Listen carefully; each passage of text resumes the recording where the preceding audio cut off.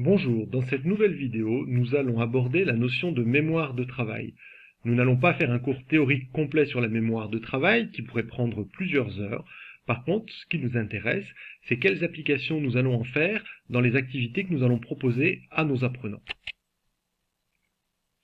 Avant d'introduire cette notion, je vais vous proposer un petit exercice et nous allons étudier ensemble. L'exercice est simple. Un bateau-mouche vogue à 8 km/h sur la Nièvre. Nous avons un petit astérix qui nous renvoie à la définition de la Nièvre, qui est une rivière. La Nièvre coule à 3 km/h entre Guérigny et Nevers. À quelle vitesse, c'est la question que je vous pose, à quelle vitesse navigue le bateau-mouche quand il va en direction de Nevers, et à quelle vitesse navigue le bateau-mouche quand il va en direction de Guérigny? Avant de répondre, essayons de voir ensemble toutes les difficultés d'un tel exercice. Tout d'abord, qu'est-ce qu'un bateau-mouche? Qu'est-ce qu'un bateau-mouche pour nous? Mais qu'est-ce qu'un bateau-mouche pour quelqu'un qui ne parle pas français? C'est quoi une mouche? C'est quoi un bateau? Qu'est-ce que ça peut être que cette bête, le bateau-mouche? Ensuite, le verbe voguer. La Nièvre arrive ensuite, et ce petit astérix fait que on doit se détacher du texte pour aller chercher la définition de la Nièvre et comprendre que la Nièvre est une rivière.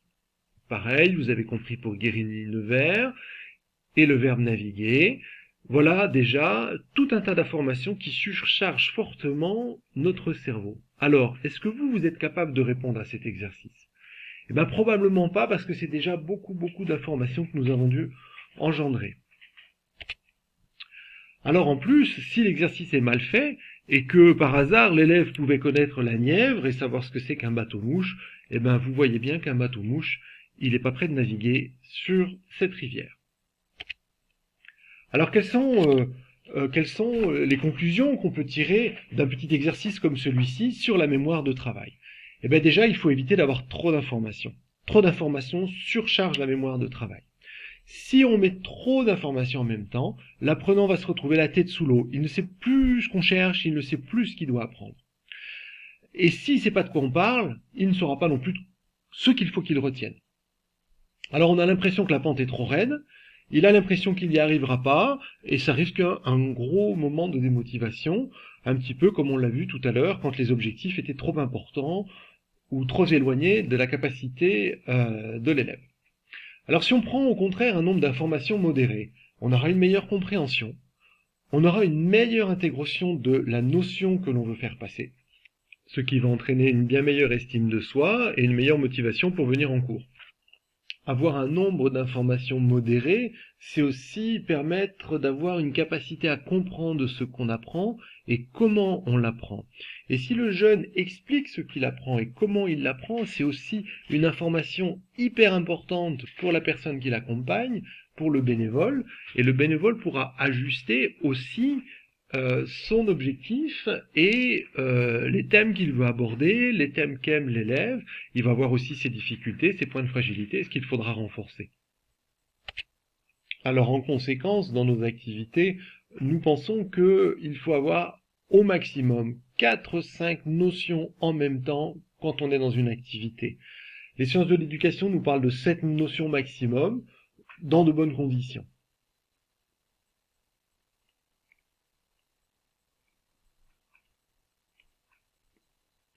Ça veut dire quoi? Ça veut dire un choix limité d'objectifs par séance, nous en avons déjà parlé. La tendance que nous avons tous, c'est de vouloir apporter énormément de choses, énormément de richesses, énormément de vocabulaire, mais c'est peut-être pas une bonne stratégie pour un apprenant qui est loin de notre niveau.